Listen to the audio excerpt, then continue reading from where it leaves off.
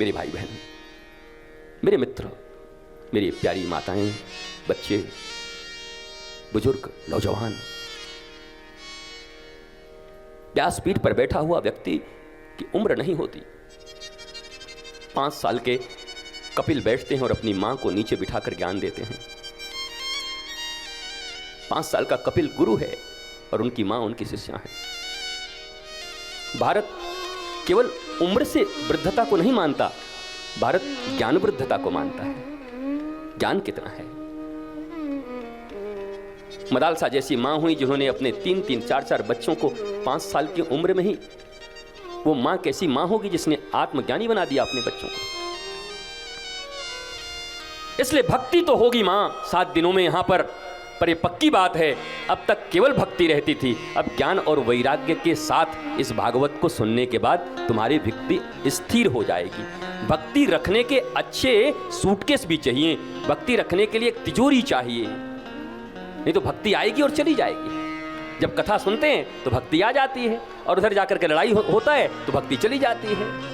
जब स्मशान घाट जाते हैं तो सब कहते हैं क्या रखा है, एक दिन आए हैं एक दिन चले जाएंगे, कोई किसी का नहीं है, सबको एक दिन जाना है। और वहीं पे गुटखा निकाल करके मुंह में डालना है स्मशान घाट में, और वहीं पर फोन आ जाए तो लड़ाई कर लेना है। 35 रुपए में कैसे दे दें? 35 रुपए 75 पैसा तो हमारा ही लगा हुआ है, हम क्या 75 पैसा घाटा कर ले? और अभी क्या कह रहे थे, क्या रखा है, एक दिन चले जाना है, कुछ नहीं रखा है, सबको जाना है। क्या लाया था जो लेके जाएगा? वारे गीता के सार। 2 मिनट की भक्ति तुम्हारे भीतर आ गई है। इसको कहते हैं मरकट वैराग्य। मरकट वैराग्य कहते हैं, स्मशान वैराग्य। ऐसे वैराग्य और भक्ति तो रोज मिलते हैं, पर टिकता क्यों नहीं है? और जो चीज टिकती नहीं है वो तुम्हारे जीवन में कभी स्पष्ट टिकाऊ शांति भी नहीं ला सकती। कुछ देर के लिए हंसोगे फिर रोगे, फिर हंसोगे फिर रोगे। क्या ये चाहते हो? कभी एक ऐसे संबुद्ध सदगुरु से मिलो, कभी एक बार ऐसी संबुद्धता के साथ कथा को सुनो, कभी एक बार अपने हृदय दान करके गुरु के समक्ष बैठ करके कि हे गुरुदेव, भक्ति आती चली जाती, आती चली जाती, आती चली जाती, जैसा संग करती हूँ ऐसा रंग चढ़ जाता है, अब तो आप ऐसा बना दो, कबीर दास की कारी कमरिया चढ़ो न दूजो रंग, अब तो ऐसा कंबल दे दो कि चाहे दुनिया में किसी का संग हो, किसी का तरंग हो, पर रंग मेरे ऊपर रहे तो केवल श्याम सुंदर का रहे, केवल राम का रंग चढ़ा रहे, दूसरा रंग मुझ पर नहीं चढ़ना चाहिए। क्यों नहीं अपने गुरु से मांग लेते हो कि मुझे वो कंबल दे दो, भक्ति की वो काली कंबल दे दो। अब भक्ति की काली कंबल ले लो, चाहे कोई संग हो, किसी के साथ रहो। विभीषण था रावण के संग, कोई फर्क पड़ा उसको? उसकी भक्ति बनी रही। पर तुम मत बन जाना, अभी तुम्हारे भीतर में इतनी ताकत नहीं है। नहीं तो कैकेयी जैसी मां जो राम को अपने वक्षस्थलों से दूध पिलाती थी, 1.5 मिनट तक केवल मंथरा ने बरगलाया, 1.5 मिनट में उस कैकेयी की बुद्धि को खराब कर दिया। बताओ वो कैकेयी, राम अपनी मां के पास सोने नहीं जाते थे, कौशल्या के पास। राम बड़े हुए तो कैकेयी का दूध पीकर बड़े हुए थे। तुम्हें जानकर आश्चर्य होगा, रामायण पढ़ो, भगवान राम ने माता कौशल्या का दूध कभी नहीं पिया, भगवान राम ने सदा कैकेयी का दूध पिया। जो कैकेयी भरत से भी ज्यादा राम को अपने हृदय का टुकड़ा मानती थी, पर एक मंथरा जीवन में मिली और ऐसा बना दिया उस कैकेयी को कि राम का वनवास, पति का स्वर्गवास, और बेटा मां कहने से इनकार कर दिया।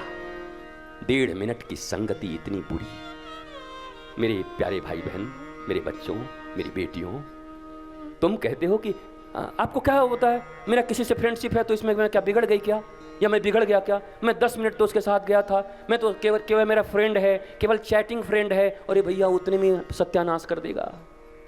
जब राम को दूध पिलाने वाली माता जब नहीं बचती मंथरा से, तो तुम किस खेत की मूली हो? तुम कैसे बचोगे? इसलिए संग ठीक रखो। पैसे मिले न मिले, रुपए आए ना आए, संग ठीक हो जनाब। संग अच्छा होगा तो जीवन में प्रसन्नता होगी। मेरी माँ, अपने बच्चों को संग सिखाना बस, कि बेटे मुझे तुमसे कुछ नहीं चाहिए, अच्छी संगति में तुम रहो, बस अच्छे लोगों के साथ रहो।